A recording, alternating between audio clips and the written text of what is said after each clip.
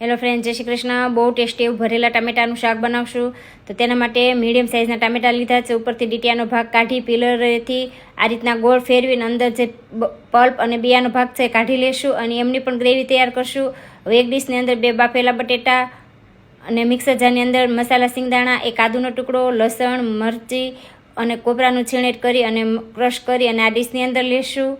હિંગ, હળદર, ધાણા જીરું, લાલ મરચું, ગરમ મસાલો, થોડો ગોળ, સ્વાદ અનુસાર મીઠું, લીલા ધાણા એડ કરી અને મસાલો બરાબર મિક્સ કરી લેશું અને ટામેટાં ભરી લઈએ।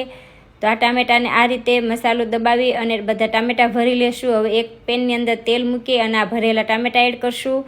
ટામેટાને ફેરવી અને કૂક થવા દઈએ ત્યાં સુધીની અંદર આપણે ગ્રેવી તૈયાર કરશું। ટામેટાના ટુકડા અને જે અંદરનો પલ્પ કાઢ્યો તો ટામેટાનો એની ગ્રેવી તૈયાર કરવાની। બીજા પેનની અંદર તેલ મૂકી લાલ મરચું, તમાલપત્ર અને ગ્રેવી એડ કરી અને મિક્સ કરી લેશું। ગ્રેવી પૂરતા હિંગ, હળદર, ધાણા જીરું, લાલ મરચું એડ કરવાનું, સ્વાદ અનુસાર મીઠું અને જે મસાલો વધ્યો તો એ પણ એડ કરી તેલ છૂટું પડે ત્યાં સુધી ગ્રેવી કૂક થવા દેશું। અને શાકમાં જેટલો રસો કરવો હોય એ રીતે પાણી એડ કરી અને થોડી વાર આ ગ્રેવીને કૂક થવા દેશું। ટામેટા આપણા ચડી ગયા છે તો ટામેટા એડ કરી બરાબર મિક્સ કરી ઢાંકીને 3 થી 4 મિનિટ આપણે ગ્રેવી અને ટામેટાને સરસ કૂક થવા દેવાના। એટલે બધી જ વસ્તુ બરાબર મિક્સ થઈ જશે અને શાક બનીને તૈયાર છે। આ વિડીયો ગમ્યો તો શેર, લાઈક